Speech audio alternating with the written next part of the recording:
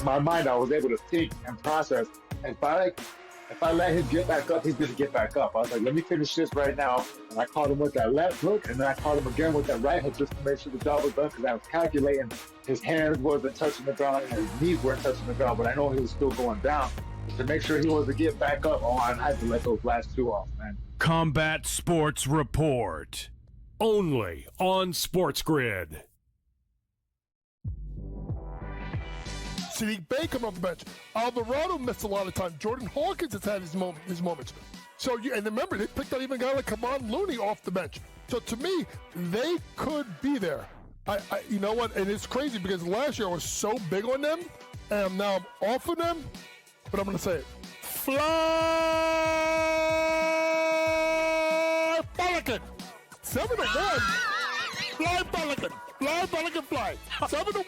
What's the...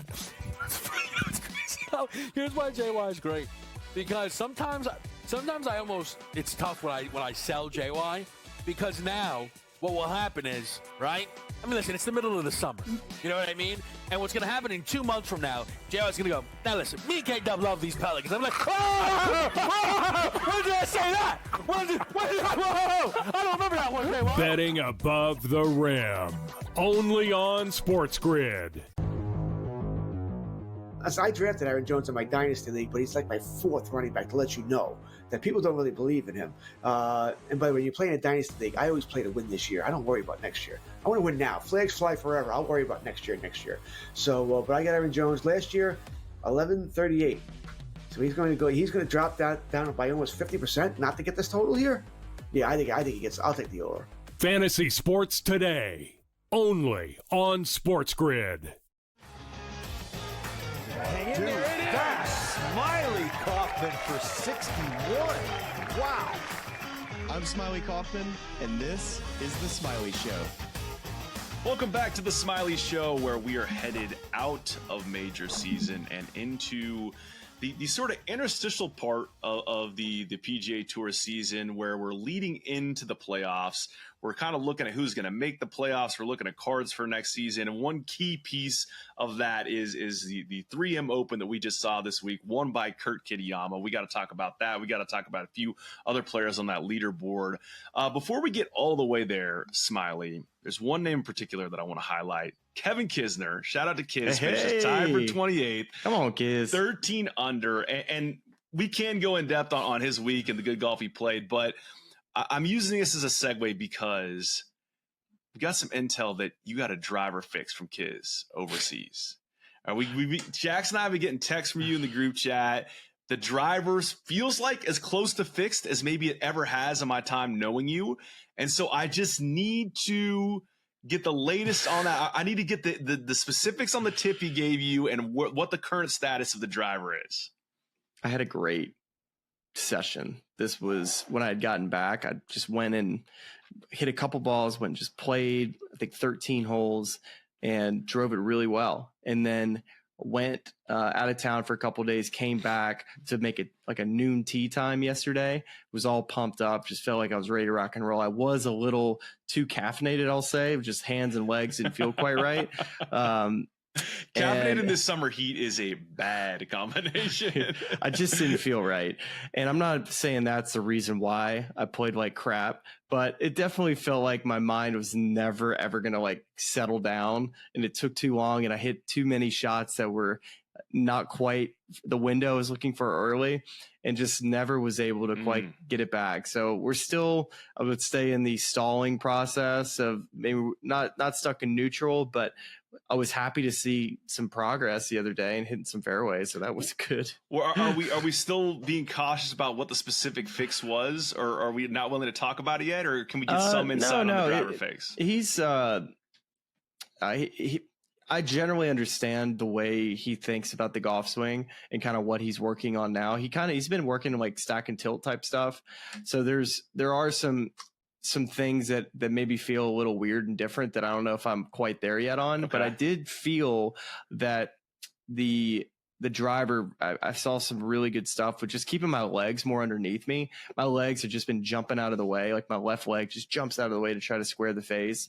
So I'm just trying to keep my legs from from jumping out of the way and really just trying to stay down and through it a little longer is basically what I'm trying to do. It's not that complicated, but there's some finish, like how he finishes and how he kind of will get the shaft to slow down and get it's almost like uncocking basically from the top. Is you just want to do it as fast as you possibly can, and that's a little hard for me because I tend to drag it too long. I stay in flexion too long, and then it's just late, and that's kind of that not fun miss that I like, which is just this hold on heel right.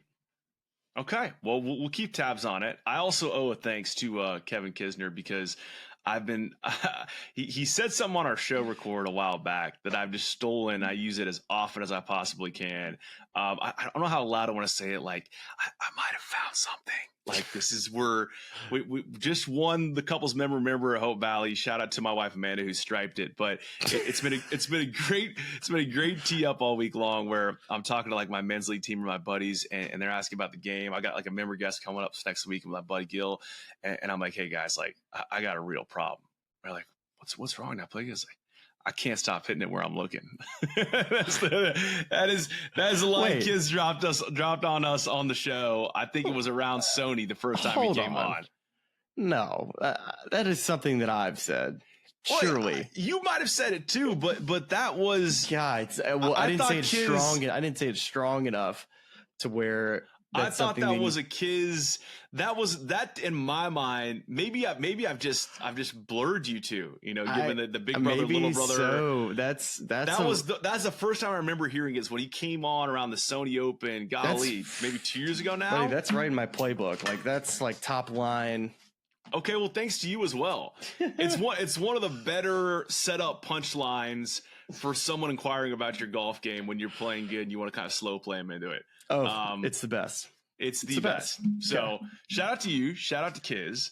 And should we get to the 3M discussion right away or any other items we want to kind of get in the box? Let's get into it. Yeah. Okay. Well, to do this of course is we're going to talk about the tournament this weekend, but a lot of this is that setup for the FedEx Cup playoffs. And we're going to have some help here from our good friends at Ahead. Ahead is a strategic partner for enterprise clients, helping them navigate the path toward digital transformation, much like an expert caddy reading the course ahead and providing the winning combination of technology and execution.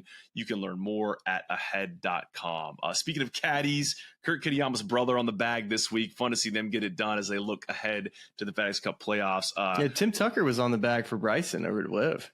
Oh, is he back on that bag? Well, he was on it just for the week. I think Bryson always gives him a week off, which I'm wondering too, like in only a 14-week schedule, why do you need a week off? It's kind of an odd one. I'm just wondering if you caught the top of that leaderboard at Liv because one of my top draft picks, he's looking pretty good in terms of career money earned. It's incredible, and what you're talking about for the people that haven't seen is Joaquin Niemann wins for the 5th time on the Liv Golf Tour, and I don't know how many starts they've had. Is it 9 at this point? Probably, maybe 10. So he's won half the time virtually. He has, and this is again a stat. Sean Lowry is our guy who sends me Liv stats every week. I love that you get Liv stats every week. It's so good. He has won more individual money than anyone else on Liv, over $54 million. He's earned $21 million of that this year, and he has a $12 million gap over Bryson this year. I mean, it's wild again coming off of an episode where we talked about major performances and we thought maybe some of the Liv guys didn't play as well as they could have this year. And Waco is a name that comes up every single time as a sleeper pick, but it goes right back to the Liv Tour and wins yet again. I think it's a record for, he has both the record number of Liv wins in a season and the record, I think, number of Liv wins for a career as well. It's just, but again, I don't think we know how to contextualize that because it doesn't seem to transfer when it comes to these higher leverage events with full fields and playing against tour pros. Has there ever been a player of his caliber to have less of an impact at major championships than him? Is there a player that comes to mind that literally has not been a part of any of the storylines of any of the major championships they've ever played for how good he is? Yeah, I mean, I'm even like, so just, we should go back and look, but even this year, I think it was a top 10 at Quail in the PGA, and it was like a very backdoor. Oh, it was very backdoor. It was just, you kind of looked at the leader, oh, okay, I guess he did pop up. And then you talk about it, you give him congratulations. But again, to your point, not really ever part of the storyline that week. The only time I remember him having like a good major moment was, I believe he was paired with Tiger at Augusta, maybe, around after, I don't know if it was the year Tiger won, but close to it. But he got off to a decent start on that Thursday, and you're thinking, all right, that's pretty big stuff playing with Tiger at Masters and shooting like 69 or something. But clearly didn't finish in the top 10, or we would have known. Yeah, and I mean, not to belabor the point, I mean, I would love to see I love watching him play golf. I think he's a young talent. He, in a lot of ways, he is like the lone hope for Liv long term, as a guy that has a lot of years ahead of him. I'm saying, like, for future potential of the league, because, and this, if you're watching on YouTube, Smiley's giving me like the quizzical dog look, like the dog, you're doing something weird, the dog looks at you and tilts his head to the side. But I guess I'm just saying, like, not like Bryson's, I don't disagree. Like Bryson's old, but I think even if we're talking about the two guys on Liv who have won majors while playing on that tour, Bryson and Brooks. Brooks had that kind of resurgence of form and now a dip in form. And also, I think that's set against these ongoing rumors the entire time he's been on the tour that he wants to go back to the PGA Tour. And I think Bryson also exists in this space where he has this unique sort of leverage, given what a brand transformation he's done since he went to Live and all the stuff he does on YouTube, where, they almost have more leverage than that tour in a lot of ways. Whereas Joaquin is kind of tied to that tour in many ways, not only because, he's won a lot on it, but, that's seemingly the only place he really plays good.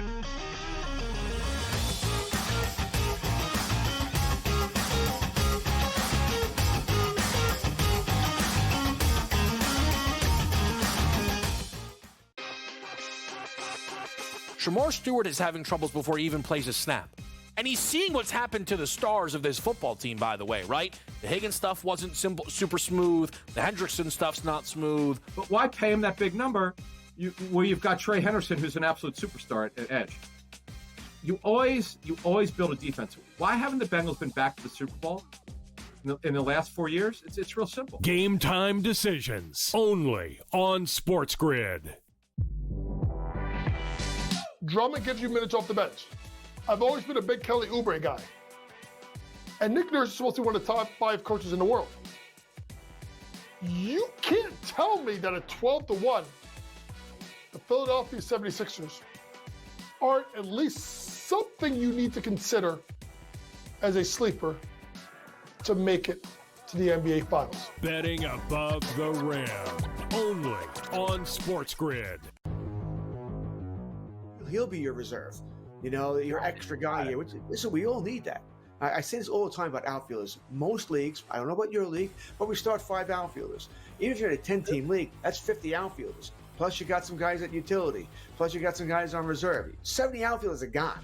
All right, so outfielders are extremely valuable here. And Moniak, if he's available, is a nice guy to pick up right now. Fantasy sports today, only on SportsGrid. I feel they're all completely justified. The numbers, they're nearly identical. And speaking of identical, I don't know if you saw that one, Craig. That was pretty wild. From winning their first major to winning their 4th major, both Tiger Woods and Scottie Scheffler completed that task in exactly 1,197 days. Both of them, in the exact amount of days, won their 4th major. Newswire, only on SportsGrid.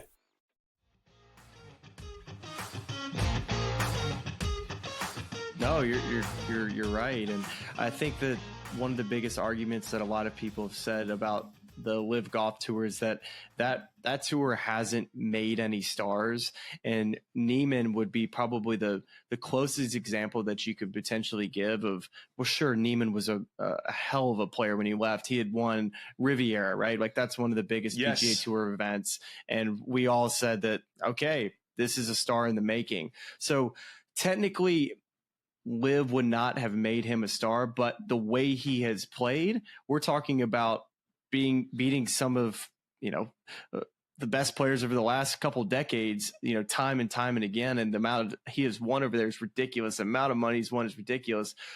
And I think if he were to eventually start getting into a rhythm where he was contending at a lot of major championships, I think the whole league potentially could be looked at a little bit differently, because right now you just have, Bryson, you have John Rahm, you have Tyrrell Hatton, and then like all of the players, the Americans that we expected to still play well at the majors. Well, Brooks has kind of lost some form, right? And Dustin Johnson has lost some form. And you just kind of wonder, is Neiman going to be that guy who carries the torch for the young players on that tour to kind of set the tone of, like, all right, we're going to go play good golf over here, Liv, and we're going to go play really well in the majors. And there's a bunch of guys like Surratt was having a good week this week. He's a player that comes to mind. Yeah, I mean, he's been trending a lot for that team and helped them to a team win this week.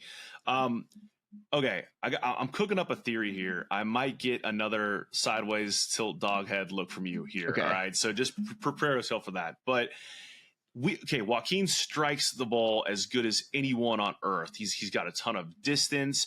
The thing for him that he struggled with at times is the putter, right? Putter. Yep.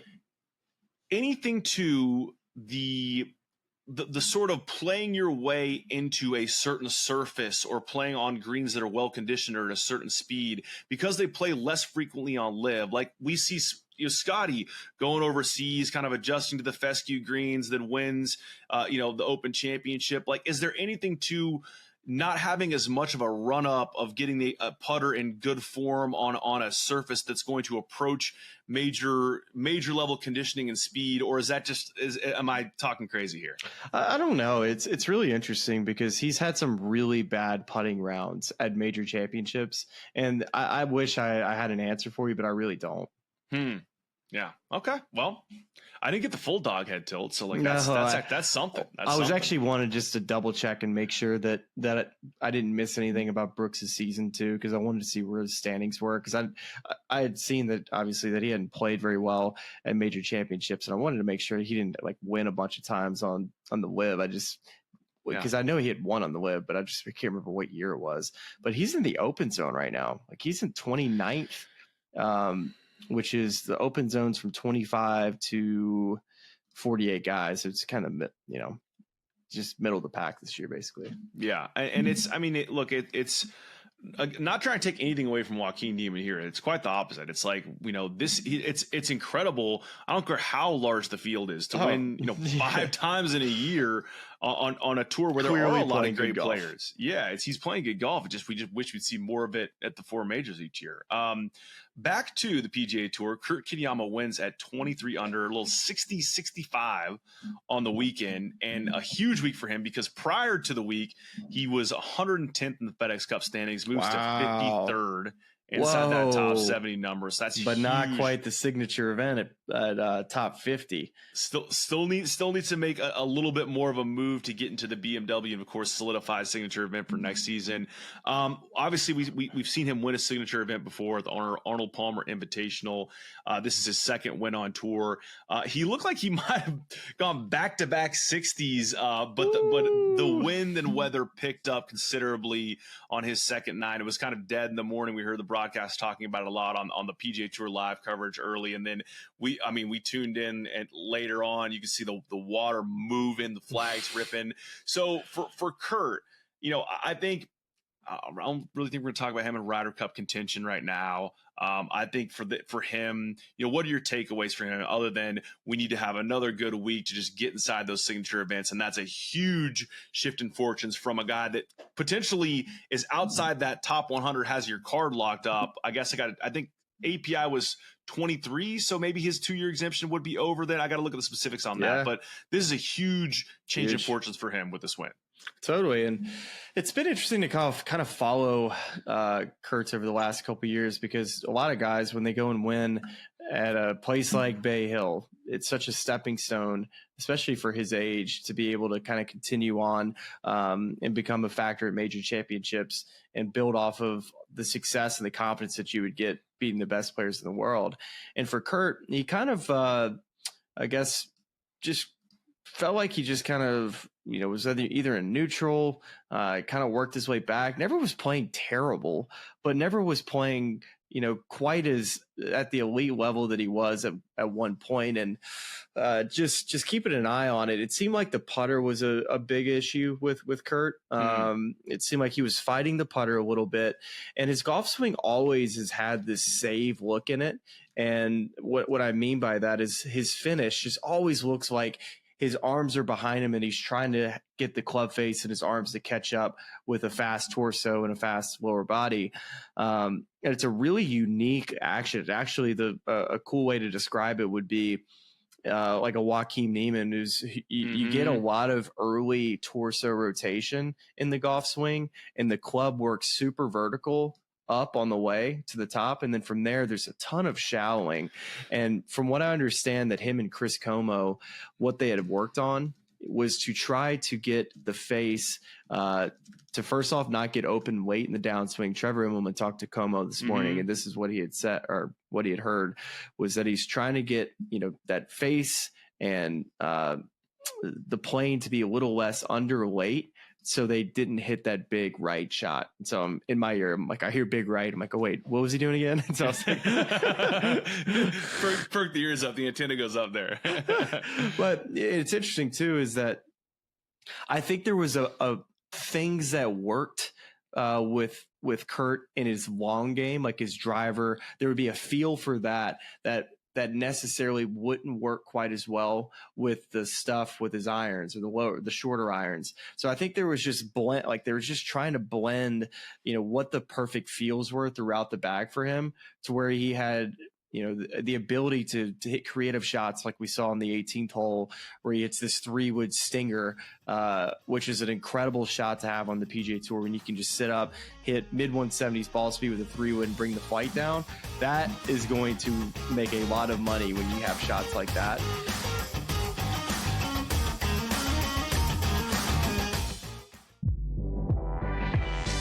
Drummond gives you minutes off the bench. I've always been a big Kelly Oubre guy. And Nick Nurse is supposed to be one of the top 5 coaches in the world. You can't tell me that at 12-1, the Philadelphia 76ers aren't at least something you need to consider as a sleeper to make it to the NBA Finals. Betting above the rim, only on SportsGrid. He's just only 2,300 points behind. So even if he does win at Memphis, he's still going to be behind Scottie Scheffler in the points by 300. So why? I mean, I want Scottie Scheffler to show up in Memphis, but does he need to? If Rory's not showing up and the third place guy, even if he wins, isn't going to pass him? The Smylie Show, only on SportsGrid. One big problem for NBC, too many on-air cooks for the coverage, particularly on the weekends. Having 4 on-air teams separate time, divide the time, was really outrageous. You had Mike Tirico and his partner. You had Dan Hicks, NBC Sports' lead golf commentator, and his partner. You had Steve Sands from Golf Channel and his partner. And you had Terry Gann, who, by the way, if you don't know, is going to become an NBA play-by-play voice. Newswire, only on SportsGrid. Talk to any player. Hey, used to get 18 sacks, got 7 last year. Maybe it's a defensive scheme. I don't like it at the end of the season. Oh, he's got to earn his trust back. No, he doesn't. Just show up at camp the next year and start to dominate once again, and everybody will forget. You're telling me in game number 1, the Miami Dolphins going deep, Tyreek Hill, 6 catches, 144 yards and 2 touchdowns. Oh, man, we're still working the process. No, you're not. The minute you get back on the field, dap it up, get after it, and have a good season. The Early Line, only on SportsGrid.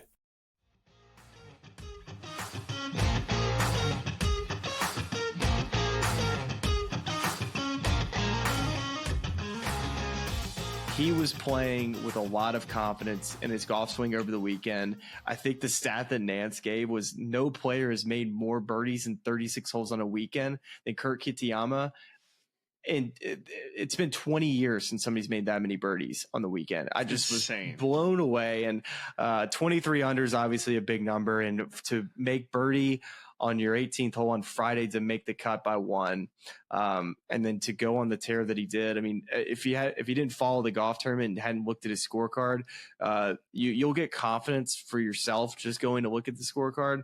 He shot 28-29 on the front side back-to-back days, which is just the most absurd thing ever. He shot 60 on Saturday with a bogey on 17. He also bogeyed 17 on Sunday. It just, I guess to sum it up, Charlie, is that I'm not surprised to see him win this week, and I'm actually a little disappointed that I wasn't recommending Kurt Kitayama. There have been signs. There's been him popping up on the leaderboard recently. If you've been paying attention, he's had 2 decent weeks in a row. Played good in over at the ISCO. He finished top 5 at the Deer, another top 5 earlier in the summer, and so.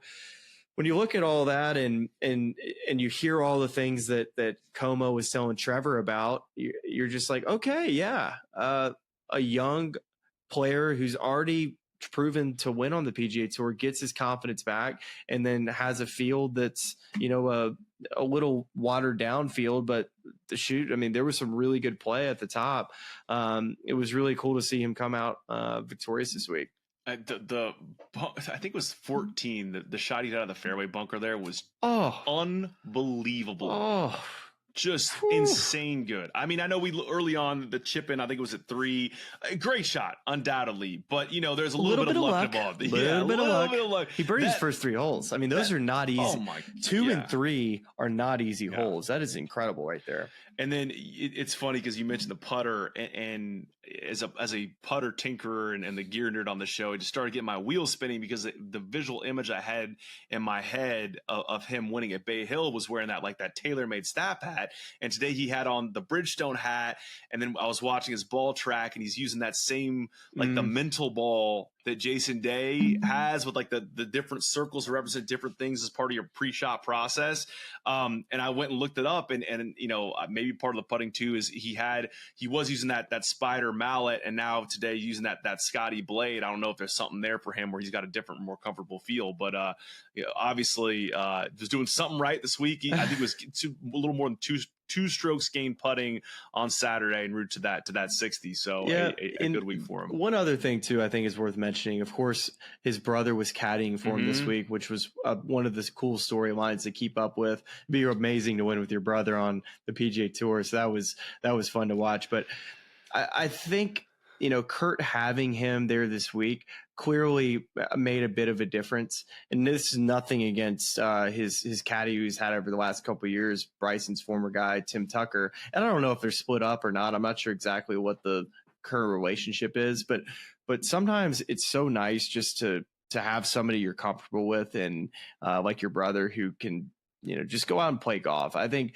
if anything, someone like Tim, he's very, very knowledgeable, very intelligent. And sometimes, it's good to get away from somebody who actually does kind of maybe know too much. And sometimes it's good for someone like Kurt just to go out with his brother and play. And it's good to see that maybe all of his, maybe he's just thinking too much. Maybe there's a little bit of too much thought going on. So I'm not saying that's what was happening, but definitely feel like couldn't have hurt at all having somebody he's comfortable with. And I'd love to see him and Tim get back together. I'm not sure if they're broken up or not, but I thought that was something interesting too. The guy I want to go to next, your one and done pick. It's a phrase that for both of us as young dads, you never want to hear. We're skipping nap time. And we unfortunately was almost nap time, but down the stretch, he finishes tied for third at 20 under. But heading into that 18th hole, he's at 21 under. I guess at the time, Kitayama's lead is 24. He makes bogey at 17 and comes back to 23, but has a chance to match that 23 under number and the group ahead of Kitayama, but his approach, that par 5 18th hole, comes up short, does not cover the water, ends up making bogey there. He still moves from 55th to 47th in the FedEx Cup. So again, inside that sort of coveted top 50 signature event status for 2026. But, I know you liked him this week. Obviously a tough result at 18. It looked like he loved it. I think Trevor Immelman said that maybe it was a little higher on the face than he thought it was. How do you assess the week for Jake as we kind of approach the playoffs and a chance for him to move up considerably, maybe inside that top 30 to make it the Tour Championship? Yeah, I think that would be his big goal. He's another player that, like I guess Chris Goddard could. Let's see if he goes on a run in the playoffs. Let's see if he goes and just tears up the playoffs and just gives Keegan something to think about. He definitely fits the profile.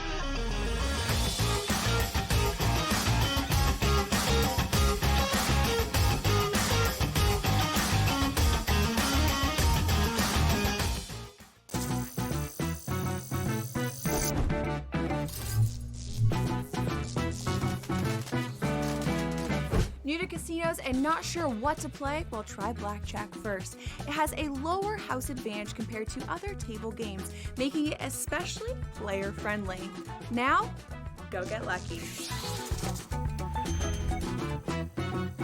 See you in Las Vegas. Let's get lucky.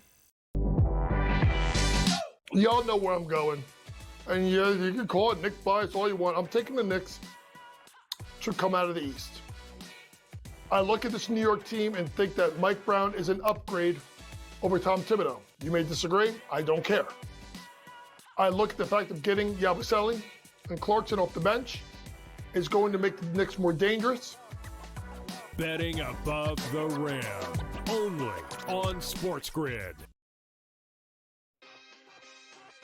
Tiger used to really annoy me because all he did was win, and I was like, gosh, I just want to see some drama. I want to see Phil challenge him. I want to see some magic down the stretch and have Tiger pull it out in miracle-like fashion, like Rory just did at the Masters, when something is really compelling like that.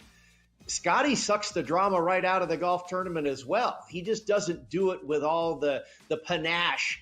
Game time decisions, only on SportsGrid. He was already doing the dusting of the spot of where this one was going to go after Augusta this year. And the players, he's right. Had this insane start to the year. We won 3 times. Surely Scotty Scheffler isn't going to have a resume by July that's going to be way better. It's just, there's no way. But here we are. It's Scotty Scheffler with 2 majors on the year. The Smylie Show, only on SportsGrid.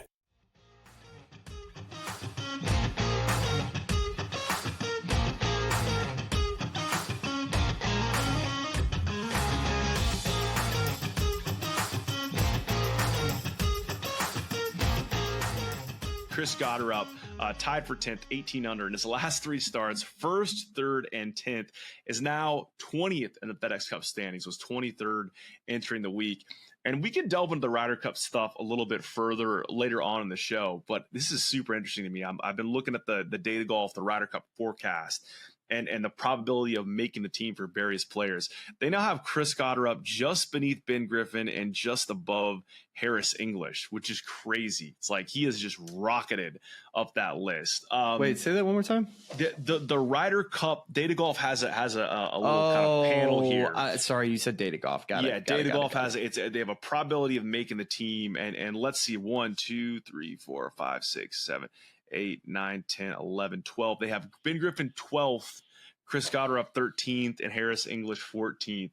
They have Harris at 14th? Yeah, it's crazy. I mean, the list is, they have Sam Burns inside at 11th, Maverick McNeely at 10th. Now, I don't know what they have working into this model. If it's a course fit. I have no idea how Harris would not be a great course fit for Bethpage.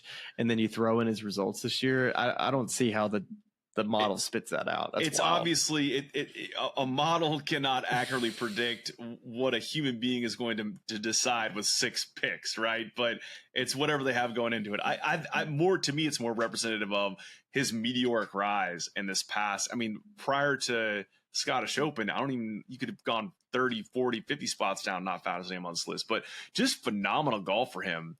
And if he keeps it going, it's going to be hard for Keegan to keep him off this team. Yeah, no doubt. He's fun to watch. He's plays with a lot of confidence. This was a really good golf course for him this week.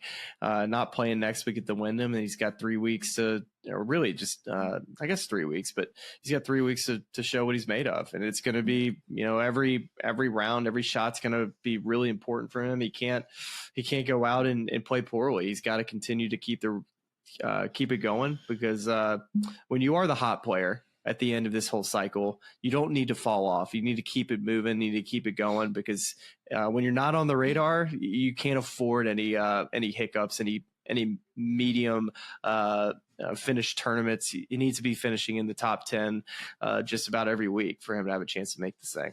Yeah, that's what I mean. A guy like, and he's a friend of the show, and we all been rooting for him, but like Maverick McNeely missing the cut this week, it's just, you can't afford too many of those. Yeah. You're right there on that cut line. It's definitely, I feel like after we get through the window and we get a real sense of what the playoffs looks like, we can really kind of set the table of what needs to happen. Yeah. We kind of play all the scenarios of who can afford to play poorly in the playoffs and still make the team, which probably isn't many people. But I thought Keegan had a pretty decent quote. I think it was on Foreplay at some point. I saw the clip. I'm not sure if this was recently, if this was earlier in the year. But he had said that if you don't make the team inside those top 6, like, you shouldn't expect to be on the team. Mm-hmm. And I thought that was super interesting, because a lot of people make the case that he should have been on the team in Rome. I think it's fair to say that most people would have probably agree with that. But even now, he has that attitude of, there's nothing guaranteed if you're not in the top 6. So I thought that was super interesting, and that's should be a lesson for any of those guys that feel like they're safe. If they look at their FedEx Cup ranking this year and they're in the top 15, you're like, no way he can't pick a guy who's in the top 15. Well, guess what? I got a lot of players in the top 15 the FedEx Cup that may get picked, that may not get picked over a guy who's 50th in the FedEx Cup. And that's just the way the cookie's going to crumble. And it's going to be, I guess my one question I want to ask you here real quick on the Ryder Cup, as we probably are going to go into more depth on this later, but do you think it's more about what somebody's floor is for these picks, if that makes sense? Who's got the highest floor? When we talk about match play, you just don't need guys to go out there and play poorly and have a lower floor. Great if you can go out and make 7 birdies, but we don't need the day that you make 0 birdies. Like we need you need to have a 4 that's like, all right, we know we're going to get X out of you. And that's why I think you've said it time and time again, is why Harris English is such a good fit for this team, is just the level of consistency. Is you kind of know what you're going to get. And I also think it depends a ton on what is the composition of the 6 qualifiers. Like, I think this is why the whole Rome thing, I think, was so tough. And this is not a knock at all on Wyndham Clark or Brian Harman at that stage in their careers. And Harman actually turned out to be this sort of grizzled match play veteran that you kind of wanted on these teams. Yeah. But, if those guys qualify and you weren't necessarily expecting them to, you have to go in a different direction with your 6 picks, than you might have otherwise. And so I think that plays into it. But I do think if you have 6 guys that are high floor and high ceiling horses, the Scotty Schefflers, Xander Schauffele's of the world, the top of that roster, you feel much better about taking a pick on a guy with the high floor, because you can pair him with one of those guys who could make a bunch of birdies, and you have a steady kind of presence that you could couple them with, just in case something goes wrong. So I think I agree entirely with you there. I just find the FedEx Cup standings to be very different than I expected. When I look at this right now, Xander Schauffele's 41st in the FedEx Cup standings, and you have plenty of players that have had breakout years this year. When I look at, like, Harris is 6th in the FedEx. You got Ben Griffin at 7, JJ at 8. Then you have Maverick McNeely at 11, Novak at 12. That's very unexpected. Most of those names I just said, like, I would have been very surprised to pick 1 or maybe 2 of those guys to be that high up after the season. But they've played incredible golf, and all credit to them. And let's just keep going on the Ryder Cup thing. Did you see the report about the amendment to the captain's agreement? Yeah, I think we covered it last week.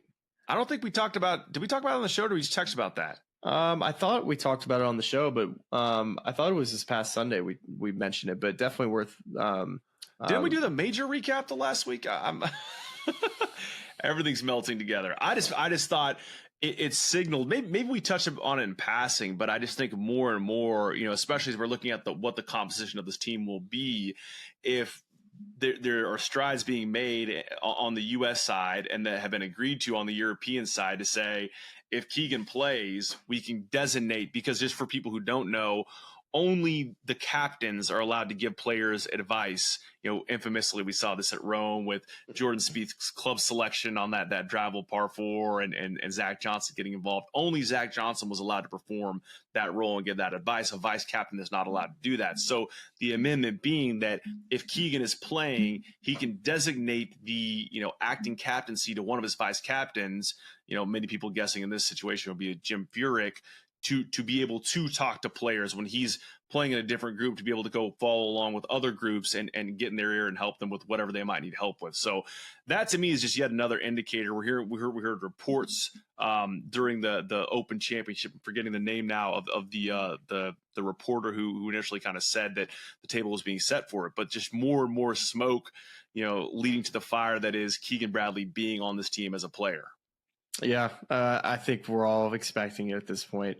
And, Keegan, he knows he can't play poorly in the playoffs. Like, he knows he needs to keep momentum going. And if he continues to play well, he's going to be on this team. I'd be shocked if he wasn't.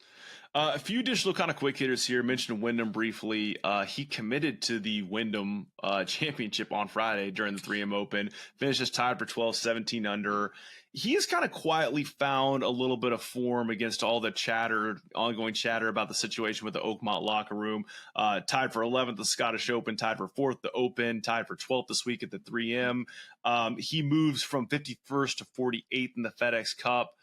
I mean, he's just kind of a guy that could sneak back into form, kind of make some noise in the playoffs. Like, where are you at with Wyndham now, set against a really up and down emotional season that he's had? Well, he's clearly playing some good golf, has some confidence in his game right now. He's always been a really good putter in my mind. I think one of the most underrated putters on the tour, really, especially if you give him enough putts from that 10 to 30 foot range, he's going to make a couple around. That's how good of a putter he is and how hot he can get.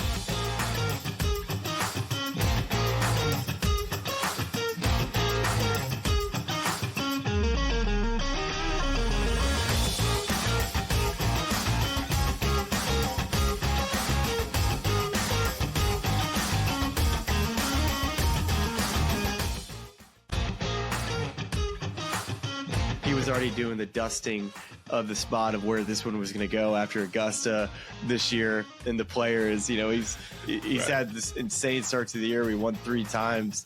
Surely Scotty Scheffler isn't going to have a resume by July that's going to be way better. It's just, there's no way. But here we are. It's Scotty Scheffler with 2 majors on the year. The Smylie Show, only on SportsGrid. Christopher Sanchez of the Philadelphia Phillies is one of 3 Major League Baseball pitchers to have a 7-start span featuring an undefeated record, a sub-1.5 ERA, 50 or more innings pitched, 50 or more strikeouts, fewer than 5 walks, no more than 1 home run allowed. Fantasy sports today, only on SportsGrid. The game is on. The stakes are high. But the action isn't just on the field. He's rearranging that ring. Get it inside! SportsGrid's in-game live. Your ultimate second screen experience. Just a little flyer, couple of 15.5 point live line. Every prop, every play, every day. Anything can happen. That's complete chaos. It's smarter to be on SportsGrid.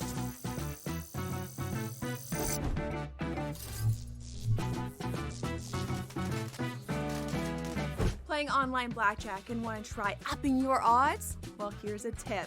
Cheat cards tell you statistics for whether you hit or stand on every move. If you're into stats, this could be your ticket to winning. And it is totally legal. Now, go get lucky. See you in Las Vegas. Let's get lucky.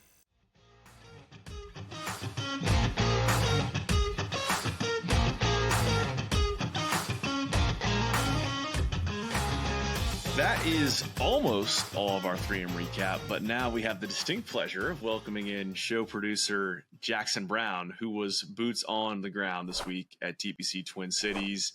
There he is. All right. He's decked out. He's got the Oakmont hat on, the iconic green Oakmont hat. Jackson, here's where I want to start with you, and then fire away some questions. Here, Smylie. Is like I need like a stat of the week. It could be beers deleted. It could be, sightings of this, a certain kind. I just want you to give me like a week headline and numbers for Jackson Brown. I would say the number of beers deleted, but there would be some opinions on here of me that would get shaded pretty quickly. I will say a good number is the amount of different pairs of shorts I had to go through. It was swampy out there. Ooh. Swampy. And I was walking around a lot. There was a air quality hazard all weekend. It was just gross out there, humid. Ooh. A lot of shorts went through. Okay, let me ask you about this. So a couple years ago, we had the Lucas Glover swamp pants incident. Did you notice any players struggling with swamp pants? I can't say that was something I noticed, but there was, man, I'll tell you, we would bonk you if you did. Yeah, that was straight to Bonk City. Yeah, that was something I wasn't necessarily looking for, but man, it was soft out there, soggy and just humid. Yeah, okay, gross. All right, next question for you, Jax. What do you fire on that golf course after seeing it? Give me your expectation of next on the tee, Jackson Brown. You're literally playing in a PGA Tour grouping. What do you shoot? There's going to be a lot of balls in the water. I might have heard this. Does this have the most water on tour of any course? It's out there. It's land of 1,000 lakes. I've heard. Man, I think I'm happy. I'm happy shooting. I think I'm shooting 89. 89.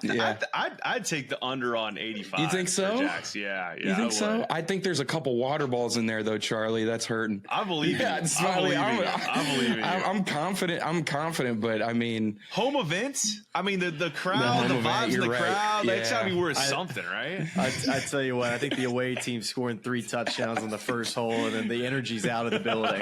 You're probably right. The wind's out of the sails early. Yeah, okay. That's right. All right, and I got a few other additional items I need to get to. Some of them 3M related. Then I have a few on the back end as well, not so 3M related. Who'd you follow around? Which guys did you get to see play? I got to follow a few different. This was like the best field they've had for sure. I think this is my 3rd year going now, and this was the first time where I felt like I could bounce around to a few different groups. And there was kind of hard to track groups down. It's a big the property really stretches out. Long property. It's like very walkable, but it's not close together. It's not compact at all. But I followed Max, Sahith, and Mav for quite a while.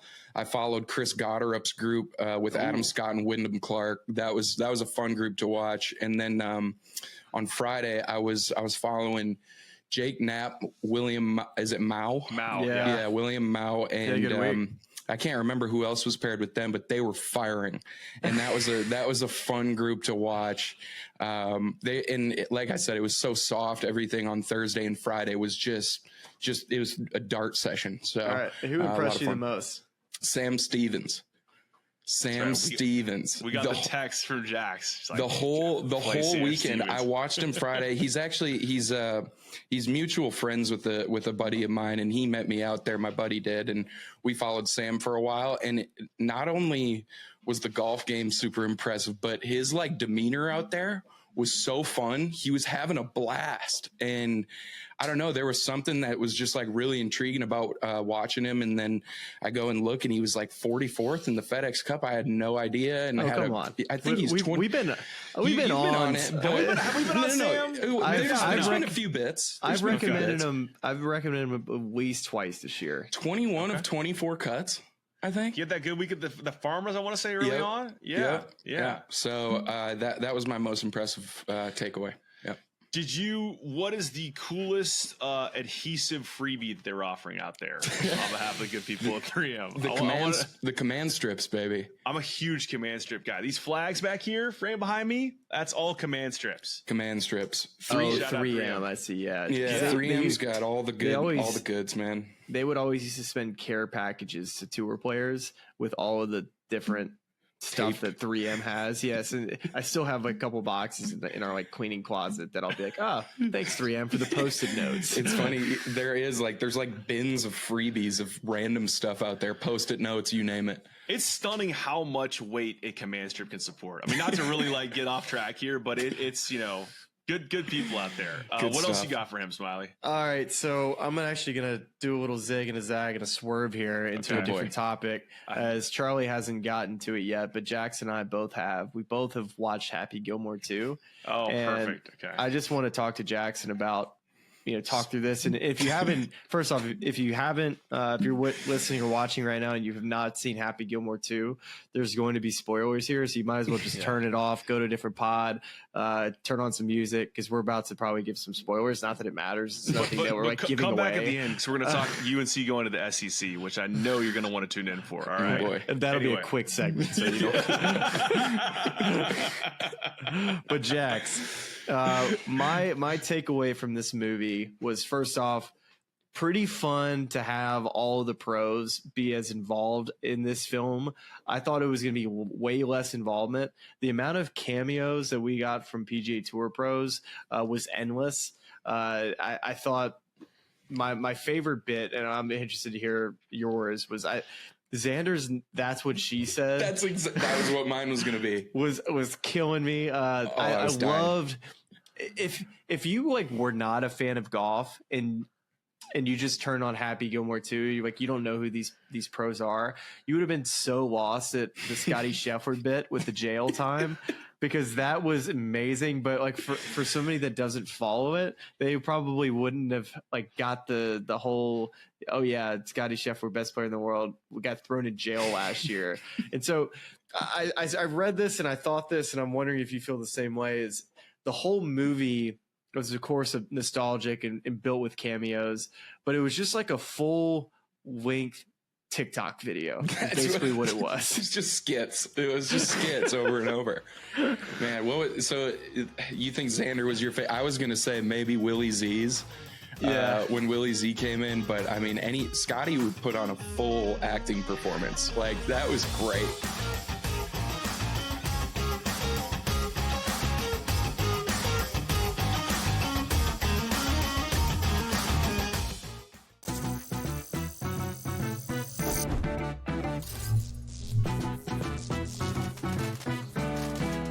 Did you know sportsbooks tend to draw up tighter bet lines for events that get even more bettors, like championship games or major matchups? My tip? Try betting on less popular sports. You might have a better shot at beating those odds. Now, go get lucky. See you in Las Vegas. Let's get lucky.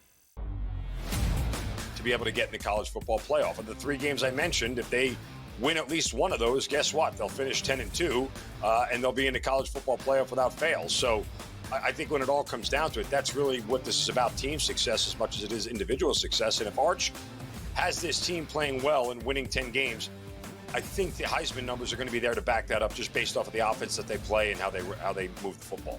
The Early Line, only on SportsGrid. The game is on. The stakes are high. But the action isn't just on the field. Rearranging that roof. Get it inside! SportsGrid's in-game live. Your ultimate second screen experience. A little flyer, couple 18.5-point live line. Every prop, every play, every day. Anything can happen. That's complete chaos. It's smarter to be on SportsGrid.